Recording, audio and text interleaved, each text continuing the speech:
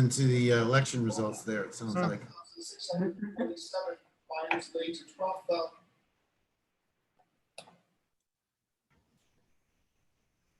Hi, everyone. Good afternoon, and welcome to the next session here at Georgia Bio. My name is Paul Janeski. I am the managing principal and founder of Hatch Medical. We're a medical device incubator and technology broker. I'd like to introduce the rest of my panelists, but before I do, just to remind you the session that we have that we're working with today. It is in the MedTech space. It's thriving post-COVID, maybe more appropriately surviving post-COVID, in the medical device industry and MedTech space. And obviously we want to talk about what impacts you've seen and what sort of innovations your organizations have moved forward with based on this crazy time we're all in. I'd like to start off by introducing our panelists, as I mentioned. Robin Thurm, who is the president of Civco Medical Solutions. We have Johan Fernando, or Dr. Fernando, perhaps is a better way to describe. Johan, rather, is the worldwide president of urology and critical care at Becton Dickinson. And then we also have with us Paul Fitzpatrick, who is CEO and director of Advanced Catheter Therapies. I'd like to take, or ask each of you to take a quick moment and just tell us a little bit about your business, and then we'll kind of launch into some of the questions, some of the topics that we think maybe the audience would be most interested in hearing from you guys on. But I would also like to throw this out to the audience. If there are specific questions that you'd like us to address in the chat feature, please send us a note. I'll keep monitoring the chat, and I'll either bring in the questions during our conversation, or we can address this at the end. So without further ado, Robin, why don't you tell us a little bit about Civco and what you guys do there? Sure. Well, Civco was founded in 1981, and we were founded by an ultrasound sonographer out of the University of Iowa. And his idea was to put a needle guide onto an ultrasound machine to guide devices into the body, or for doing a biopsy or drainage. So our product line has grown from there. The primary products that we make are infection control products to protect the equipment. We have the guidance technologies, and then also high-level disinfection for reprocessing the ultrasound probes after they've been used. Great, great. Paul Fitzpatrick, perhaps you can take a moment, tell us a little bit about your company, what you guys do. Sure, thanks, Paul. Advanced Catheter Therapies is a research, development, commercialization, medical device company. We're really focused on endovascular technologies. These are catheters that go into an artery or vein, primarily with drug delivery. Our lead product that we're in the process of launching is FDA cleared, lots of patents, but it's a universal liquid drug delivery technology, so that a physician can select a particular agent, whether it be a pharmaceutical or a live cell or a biologic, and if he wants to put it someplace very specific within the body without systemic release, he has the ability to do it with our technology. Okay, very good, thank you. And Johan, can you tell us a little bit about BD? I mean, a lot of people, if you're in Georgia, you probably know a little bit, but certainly your responsibility and at your specific division, what you guys are doing. Sure, Paul, thank you. So Becton Dickinson and Company is commonly known as BD and was founded in 1897. And our corporate headquarters, Paul, is located in Franklin Lakes, New Jersey. And BD manufactures and sells medical devices, instrument systems, as well as reagents. And BD also provides consulting and analytics in certain geographies. And the business that I manage based here in Covington, Georgia, is focused on urology and critical care products. Okay, very good, excellent. Well, I appreciate you guys taking time out of your day, obviously, to be here. As the topic of this particular session, I kind of chuckled when it came up, because it's thriving in a post-COVID environment. And for some of you, it may just be surviving post-COVID environment. So I'd like to talk and ask a very simple, open-ended question to each of you. Are you thriving or are you just surviving right now? And then how are you managing either scenario? So I'm going to start off with Paul Fitzpatrick, a smaller company, startup-ish. You guys have had some successes and, 2 steps forward sometimes, 1 step back. So tell me a little bit about what's happening on your end, Paul. Yeah, so I would like to say that we are absolutely thriving, but as you said, we're a very small company, just in the process of launching. So I would say we are surviving and trying to figure out and navigate our way through the effects of the pandemic on a small medical device company that has a device that can be very disruptive, but it's primarily for use in an elective procedure. So, there's just a myriad of issues that we've encountered. So we've been working on ways to try to mitigate that. And, and I believe we're taking baby steps to continue our success story, but it's not easy. That's for sure. Yeah. Sure. Robin, I know, Civco, obviously you guys have products that are designed to protect patients, some of your probe covers, things of that nature. What has been the experience? I mean, you guys are global, so what have you seen? Are you seeing an uptick in certain product areas? Are you seeing negative impacts? Maybe you can talk a little bit about that, Robin, for us. Sure. I would say that we're doing some of both. So like you said, when procedures weren't happening, our business is highly driven by the procedure volumes and the procedure growth. So when certain ultrasound is used in so many areas in a hospital, that it definitely had an impact on our business. But there were certain areas where we did see an uptick. So it was definitely some of both. That said, I think procedures in the US are at about 95% than 2019 at the run rates right now over the past few weeks. And our business has been booking at a higher rate than that. So we know we're also capturing some market share, and they are protecting,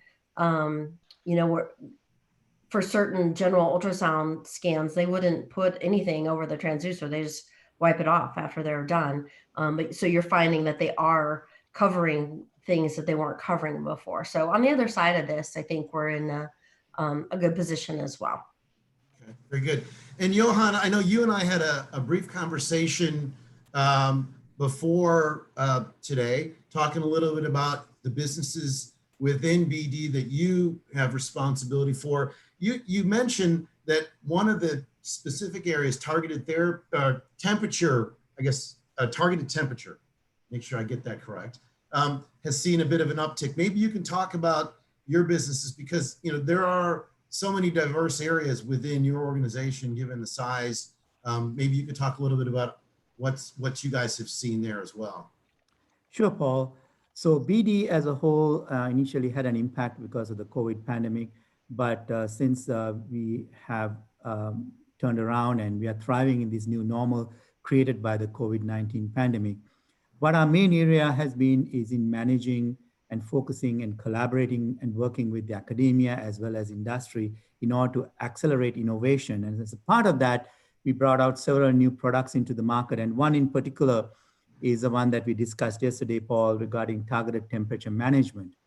The targeted temperature management system that we offer is primarily focused on managing high fevers.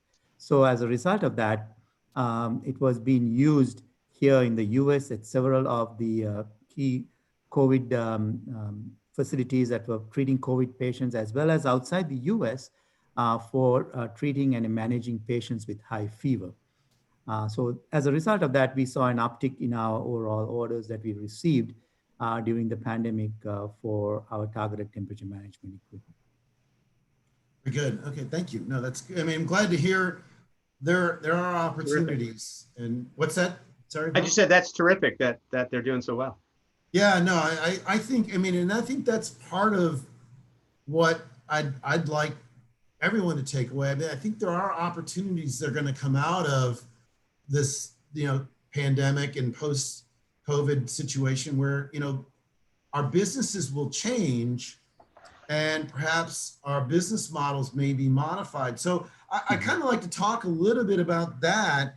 You know, some of you I know, Paul, we've had conversations about you're in a funding process right now, and perhaps even before that, you guys were in the process of pivoting from your existing products and maybe business model. Maybe it would be good to hear everyone talk a little bit about what sort of pivots you may have instituted, whether it's funding, whether it's from a budgetary standpoint, have you had to fund other projects that your R&D budgets may have changed to pursue opportunities?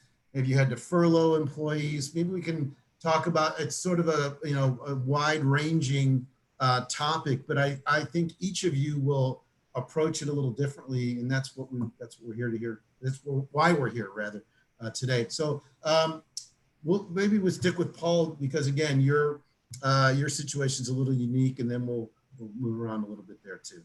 Yeah, I think I'm the small guy on the block here, and with our own set of challenges, which is fine, and so 2019 Q3 Q4 2019, ACT decided to transition from an R&D company to a commercialization company. We had just come off from a 2-3 year, actually very good relationship with a licensee to commercialize our product. Initially, we were just R&D, licensed out to somebody else to launch the product.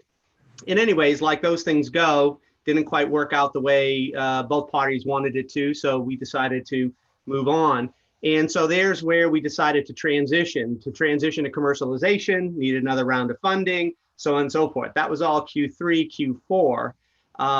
And it's sort of like, it reminds me of the scene from Airplane where Lloyd Bridges is up in the tower and he says, this is a terrible time for me to quit smoking as the plane's about to crash. This is a terrible time for me to stop drinking, but everything was going actually very, very well. We were very excited. We were starting to make traction. We've got docs talking about it and using it, so on and so forth.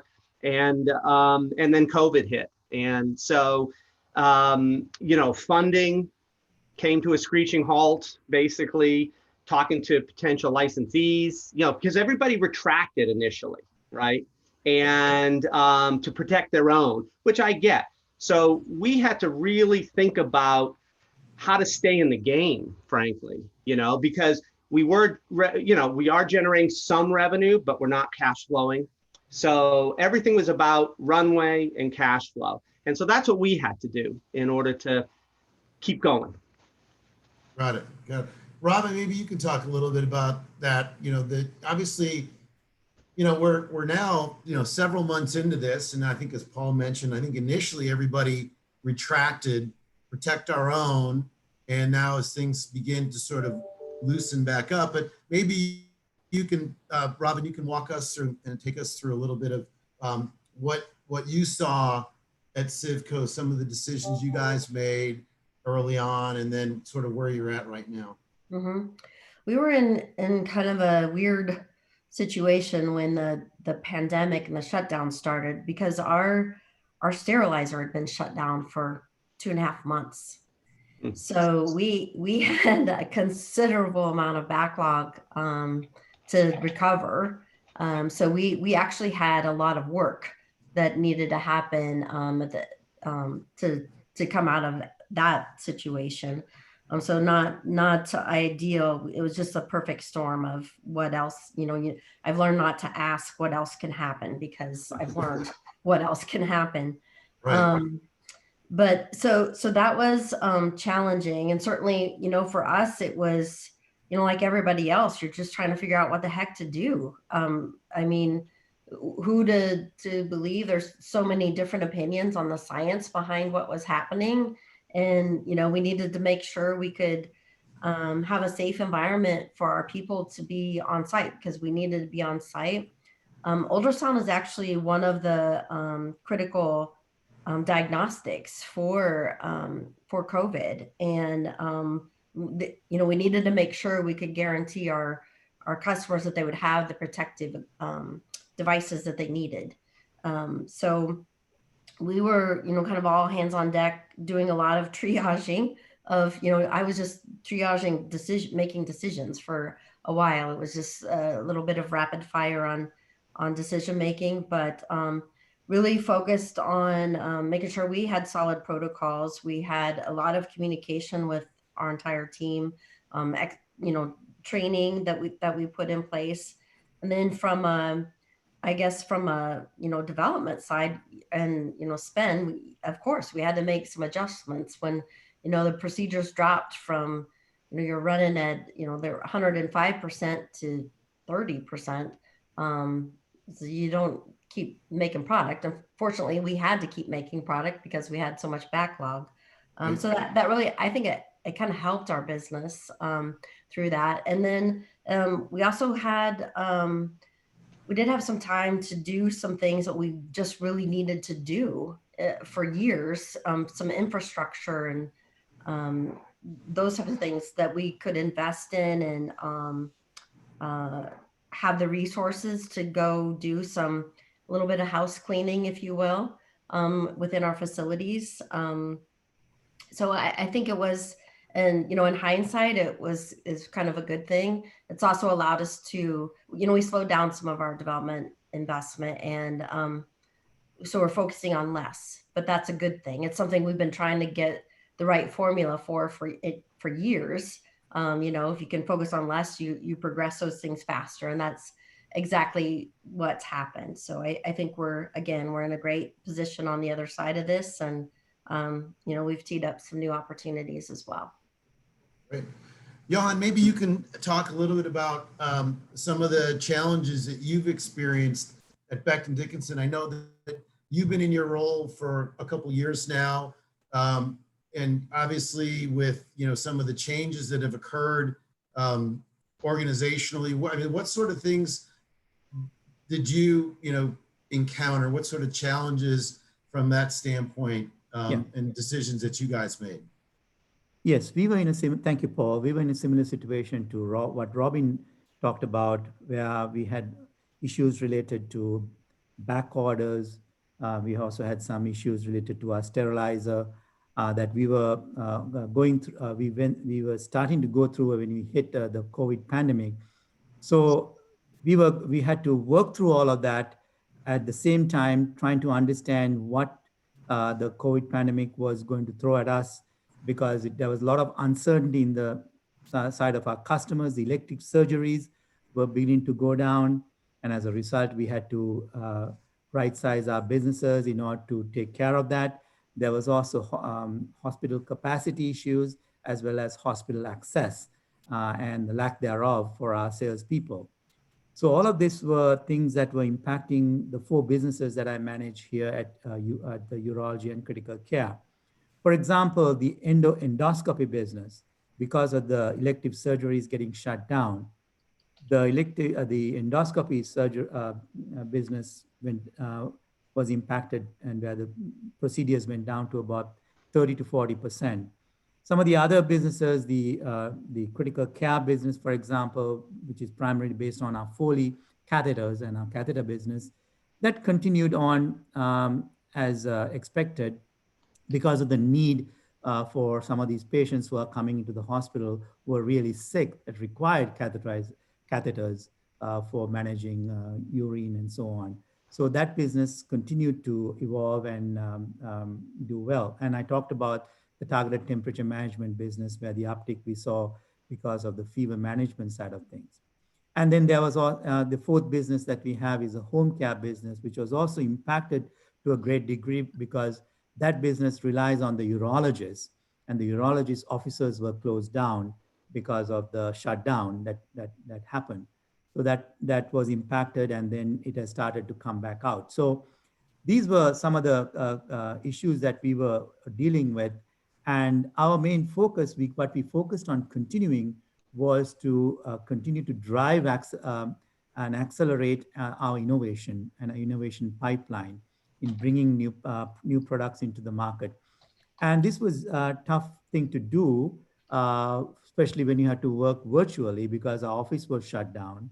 So the R&D teams worked primarily virtually, except for when there was V&V required, where we had to bring in the engineers into the offices. We have 3 campuses, the one in Covington, in Louisville, Colorado, and in Stuart, Florida.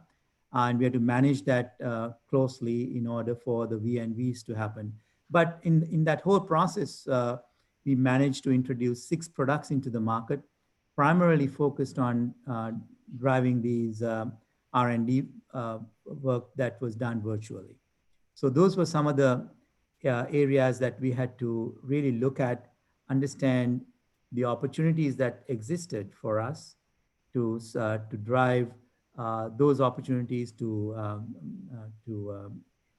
focus on those opportunities, as well as finding ways to pivot and figure out how we go about driving them.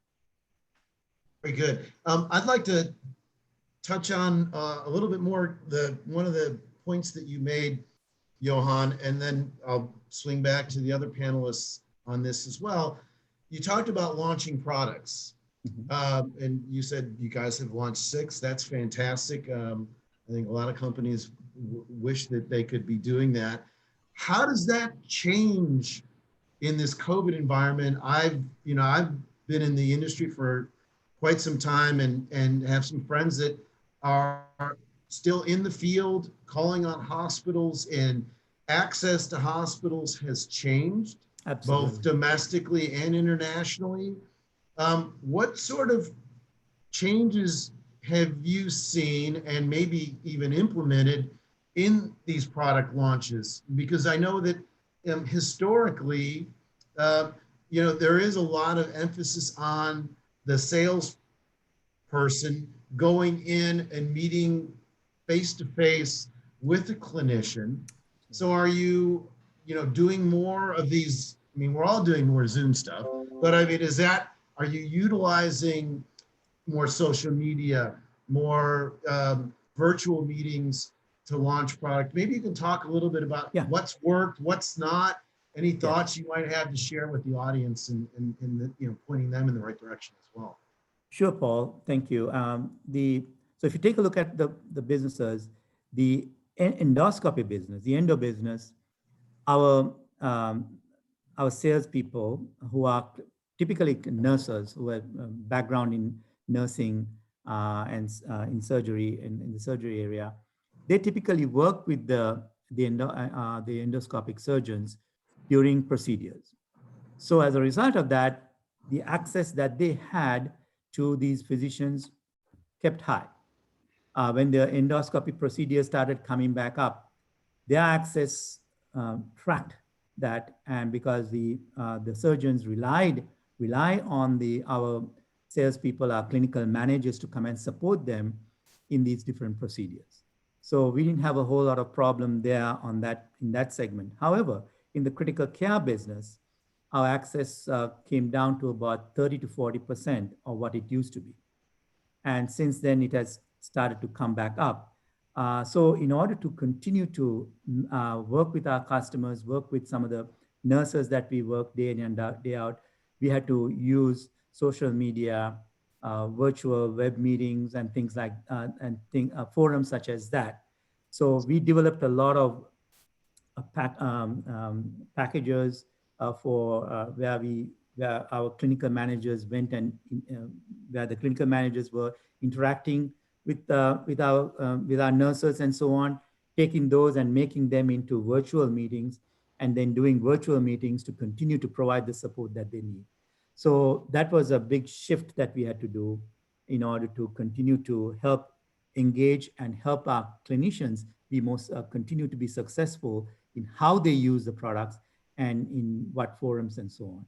Then from a product development standpoint, we had to go and use virtual formats, virtual forums to gather input from the salespeople in order to continue to get the information required to develop the products that we need to bring out to the market. And the challenging part there was the testing that we had to do, and that was the challenging part. Very good. Robin, maybe you could talk a little bit. I know Civco has traditionally used distributors outside the US, and you have partnerships with a lot of the original equipment manufacturers in the ultrasound space that, you know, that produce the ultrasound machines themselves. How has your you know, that sales process shifted or changed for your business? Because it's a little different. I think Johan, you know, Bard traditionally has more direct representation. Certain markets, I know there's distribution, but maybe, and Robin, maybe you can talk a little bit about how that might be different for you, given your model of bringing technology into the market. Mhm. Sure. We actually have a direct field team as well. Okay. So yeah, I mean, that's something that's evolved over the last several years. But so I would say some of the same things that Johan said. I think what I would add to it is I think people are more receptive of just getting on a video call. I mean, I'm kind of an old school person too. We get on a plane and go in person, but I think from the, you know, the customer standpoint, they rapidly accepted getting on a video call, where those are things that, you know, physicians just wouldn't do a lot of before, in my opinion. So I think that post COVID, that environment is going to look a lot different as well. We were mid launch of one of our new technologies, the ultrasound cover that doesn't require gel, and so it's kind of a game changer in the infection space. And so, but we had already been investing in our digital capabilities over the last 3 years. And so I think we were in a good position to make a quick transition to doing, you know, product demos. And we've converted some very large systems on, you know, large volume disposables by doing video demos, or, you know, just video conferences with the physicians and their teams. And I think we get access to more people this way by Really? not That's being in interesting. person. Yeah. So I think that's helped us. I mean, our salespeople are back face to face, and I think it kind of depends geographically what that looks like. It's amazing how different that still looks in the U.S. So yeah, I think we're doing fine in that way, and I think that people are realizing that you know, face to face is nice, and getting on an airplane and going somewhere different is great. We all want to do that. But we can be a lot more efficient and just as effective by doing things with the video call. And I mean, I totally avoided doing video calls, and it's pretty much what I do all day at this point. So Yeah. who wants to sit and look at themselves all day? You know, not me, but. Well, what do you see, Robin, you know, so we were all kind of forced into that situation, forced to, you know, our preference would be, let's meet face to face and have a conversation and maybe a meal together, and, you know, and talk about business. And obviously that's changed. Do you see some of these changes that have occurred with COVID continuing once things, you know, we're going to keep our fingers crossed that we have a vaccine that works, and, you know, we don't all know the timing of when that will work for everyone and across the country and the world. But do you see some of these things staying the way they are? In other words, you know, your team is more efficient. Yeah. By not traveling as much, you're reducing your budgets and your overhead. You know, do you see that continuing? I do. I've told her, I mean, you were talking about our OEM business. I mean, that was a lot of face-to-face, going and meeting with the development teams and, a lot of international travel as well. I think that will change significantly in putting together our budget for 2021. I told people, you're going to be probably 50% less, maybe more than 2019 from a travel standpoint. I mean, I think, we're still a good half a year into next year before, maybe things start looking semi-normal. That's my prediction. And it's all dependent on the vaccine and the effectiveness of it. But even with that, I think we can have a lot of development conversations through video. We can talk through, prototypes and what they look like. You can show them to each other and talk through that. Internationally, I mean, we don't necessarily need to fly to Asia for a 1 hour conversation. Just, have to be flexible at the time of day when we do that. And we can have we can have a lot more people at the table when we do that from our perspective as well as the customers. And I think it's been a benefit to our business. And like I said, we're progressing our development and the OEM driven development things faster than ever at this point. Great. Paul, so, I mean, you're in a little bit different situation than Johan and Robin. Yep. You're, as I said, kind of caught in a pivot, and then COVID hits, but yet you've got a commercialized technology, but moving into some other areas. Tell us a little bit about your experience and, with either, development and commercialization, distribution, things of that nature. Sure, be happy to. So, we're all about drug delivery, and the first area we've been looking at is delivering drugs to patients post atherectomy, post angioplasty, to try to prevent restenosis. So, so it's all cath lab driven, and the cath labs essentially shut down except for true emergencies. So we're a bit of an elective procedure. And so we had to deal with that.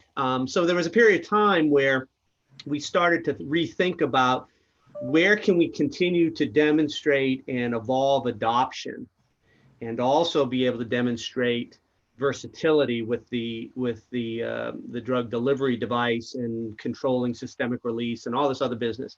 And so we got fortunate where we developed a relationship with 3 different entities. 2 are preclinical studies. So we got into research. They had their secret sauce for this particular area of restenosis, and they needed a delivery system. So we were able to actually have sales for them to continue to do their research. So that was really encouraging because we got a lot of great feedback from those experience. We, again, to be able to add more adopters to the technology, having a Vanderbilt or a Wake Forest using the device is really good. And then we're involved with a clinical study. And one of the things I was concerned about on the clinical study was whether or not that particular trial was going to come to a halt. It slowed down for a bit, but then they ramped up. And so, we're still active there they had already purchased a bunch of catheters anyways. And so that's still ongoing. And so what we've done is we had targeted about 20 different physicians that were PIs in our trial that we ran, and they were going to be our initial group of docs to onboard and convert from research to clinical application. And so we've just maintained a lot of communications with those folks and are slowly starting to get through the process of their process of onboarding or procurement committees and that sort of thing. But again, one of the issues we've struggled with is many of the hospital-based OBLs, not OBLs, but cath labs, their procurement committees have just sort of stopped because of COVID, and so we had to get back in the queue to get going again. So one of the things we've learned is OBLs are a bit easier. They don't have some of the bureaucracy. So we've kind of started to look at focusing more on OBLs and reaching out to those folks. And the docs there, the interventional cardiologist or radiologist, have been very receptive to taking calls, doing video calls, that sort of thing. The other thing we're looking at is because we have to do training. So again, we have this issue of physically getting there. We're working with a company that has some technology that we're just starting to look at that will allow us to do video remote training in the cath lab and proctoring remotely using, as I like, basically a robot to observe the case, two-way communications, things like that. That's very early stage, but it could have some real promise to what we're trying to do and what others may have need to do, you know, instead of physically being in the cath lab. Very good. No, that's really interesting to hear. I know that, you know, we've got just a few minutes left here.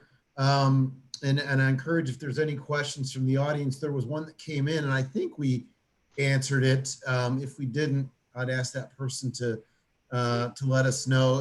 It touched on collaboration, but I think a lot of you guys have addressed the challenges in terms of communication and working with remote R&D and things of that nature. I find it very interesting, Paul, that, you know, a clinical trial having, you know, sort of a remote CRO. That's a really, you know, something I didn't really think about. But obviously, you know, they want to keep those trials moving forward and, you know, continuing to speed to market new technology. So with the last couple minutes, I'm going to just kind of throw this out and to the panel, and you guys can. I'm going to let you, rather than me calling you, I'm going to let you, whoever wants to jump in on this next question, do it. But, you know, the audience, we're all in the same situation. We're continuing to navigate the pandemic. You know, are there any opportunities that you have seen collectively, any business aspects you think people should consider? You know, you've got a lot of entrepreneurs in the audience, a lot of folks involved in startups and at universities. What sort of advice do you have to the audience? Who wants to jump on it? You go first, and then we'll let everybody else have a shot. We've got 3 minutes left. So I can talk a little bit about yeah, please. But what BD has done to take advantage of the opportunities that were presented to us. So what BD was really focused on was developing a new product development, as we talked about before, especially in the life sciences business, where R&D worked around the clock to develop a rapid point of care test for COVID-19 to help assess and test beyond the hospital and centralized lab. And as a result of that, in a record-breaking time, we brought out the BD Veritor product. And this is a product that is focused on antigen testing for COVID and provides results in about 15 minutes or less.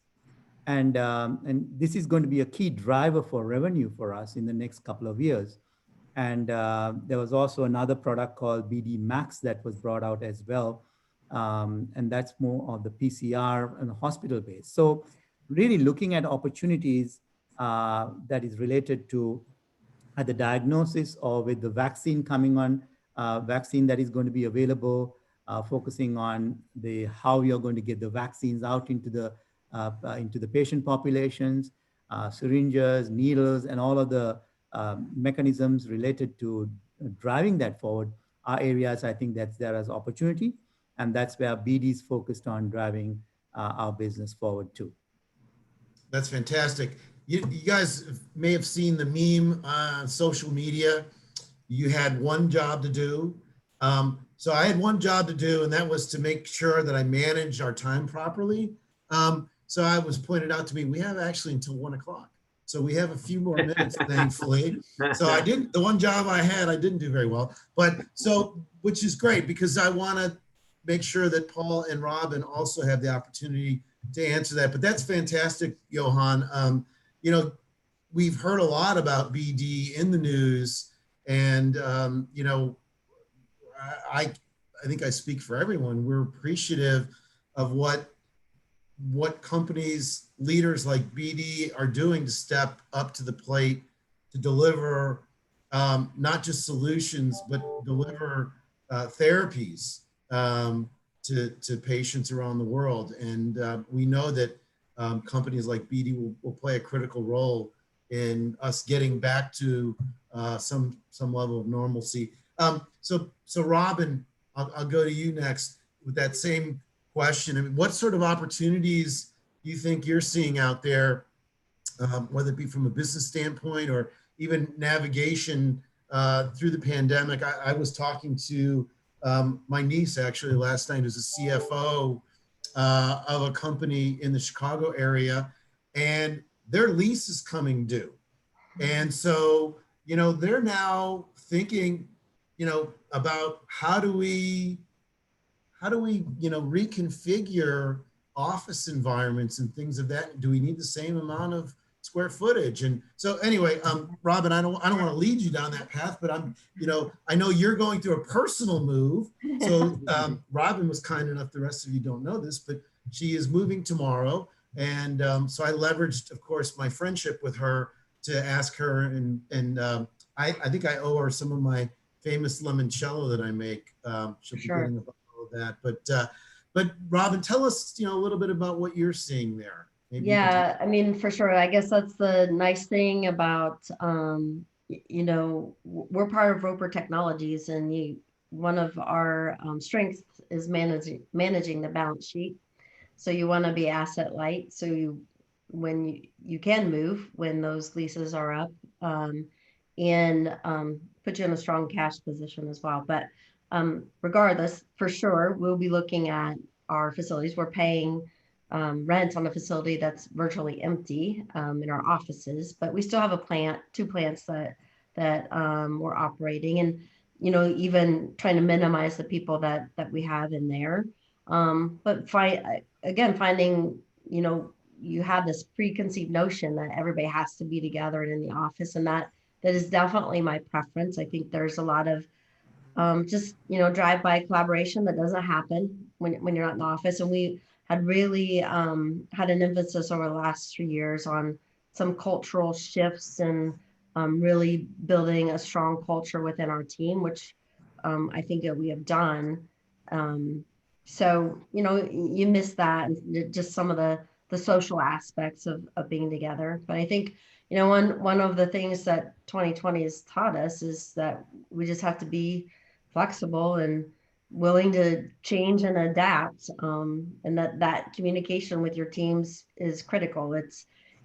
When you were working with remote teams before, it seems like it was a little more work. Now it is second nature to just hop on a video call, or, you know, have that conversation with people. It's not the same as being in person. But the other thing I would say, I have stolen this from a mental health training that we went through as part of being part of Roper, was just remembering that we're all going through the same storm, but we're just in different boats. And so just having you know, recognizing that the person sitting next to you, or person you work with the most, is in the same storm, but they're dealing, you know, what they're dealing with looks different than what you are. And so I think it's really made our team stronger. And I think because we built that strong culture when we were together to begin with, it's helped us be successful through the last 6 months. Very good. Paul, maybe you've got some thoughts to add there. There was also a question too that came in, and I'll throw this out before you answer, Paul, because it'll give you the option if you want to tag on to the other comments that were made or address this one. The question, I thought, and it's a good one, are there any types of positions or skill sets now that are in high demand in the MedTech space as a result of the pandemic? Is there anything that, you know, looking at your organizations that, you know, you need more so than you did before. I would say for sure. I mean, just looking at what we've done with digital technology and the skill sets to do that, and not just your marketing team, but everybody being able to deliver and do professional video conferencing. We've all had quick trainings on the lighting, or not just that, but how you're presenting and how to use the technology to be interactive. We've done some really neat things with just the polling, very simple things, but to engage people regularly through the trainings that we're doing, and doing polling and asking different questions, and getting information from the people that are part of the webinars or seminars that we do digitally. And then how you deliver the information too. I think that is one thing. Of course, now I would say one of the things we've opened ourselves up to is you don't necessarily have to be based in Iowa to work for us in certain positions. So that kind of opens our recruiting a lot more.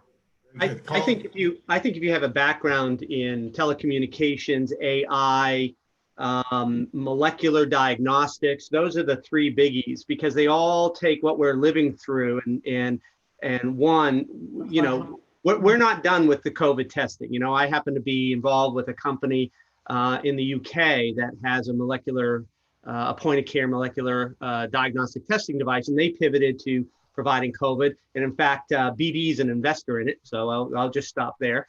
Anyway, and they pivoted. They did a great job. And now they have a COVID tests that are available. And now they're translating that to their true point of care device to get a result in under 20 minutes, so on and so forth. But that's where chemists, molecular biologists, those kind of PhDs in particular, we need a lot of them, to address the particular COVID business. For ACT, although maybe I painted a bit of a dark picture, I'm actually very optimistic. Things I can already feel starting to change. I'm having conversation with investors. I'm confident we're going to raise the round that we need to actually launch the products. I got docs interested. As I said before, I've got 5 groups using the device in the midst of all this, delivering 4 different liquid agents and having great success. So I'm very optimistic. The key here for companies like ours that are transitioning, early stage, however you want to describe it, is runway. Stay in the game, and we will come out of this. And if your technology is truly game changing, it will be there. The need doesn't go away. And I think the hard part, though, with all of this going to virtual healthcare is a relationship-driven business. No doubt about it. No matter whether you're in life sciences, healthcare services, or devices, it is all relationship. And there's still the need for the humanistic contact. How we bridge that during the COVID pandemic, and when we get past that and get through the people being afraid still and get back to that normalcy, is something we need to all be thinking about and work towards. I don't think we'll ever go back to the way we were, but I think there's still going to be a role there for face-to-face meetings, as Robin says, and touching the patient, touching the docs, being in the cath lab physically, at some point. Anyways, that's my take. Yeah, no, I appreciate it. Well, I know even in my own business, it's really taken on a unique turn because of this. I mean, we've worked remotely for 20 plus years, but it's always been, these things that we've used, and these virtual meetings now are, I think are here to stay. I mean, I had a meeting with someone in Denmark this morning and another person in Italy, and those would have been meetings that I would have probably wanted to have in person, talking about new technology and new opportunities. But as a consequence, it happened here. And that is, that's the end of our session, I think. I want to thank all of our panelists. It's a fantastic group we have here. And I want to thank our audience. Some really good questions came out of it. I hope it was beneficial and enlightening for everybody. So thanks again. And if you have any questions for us, I think, you know, everybody uses LinkedIn now. So find us on LinkedIn and, you know, let us know you saw us here at Georgia Bio, and we'll see what we can do to help one another. So Thank you, Paul. You did a great job. Thank you very much, thanks. Paul. Thank Nice you job. so much. Yes. Robin, you got to send me your new address if you want that limoncello. Just remember. Gotcha. Okay. Bye, Robin. Thanks, Bye, everyone. Johan. Bye-bye, Okay. Paul. Thanks. Bye-bye. Bye, Take Robin. care. Thanks, Johan. Appreciate it. Thank you. Bye-bye. Appreciate Bye it. now. Bye-bye.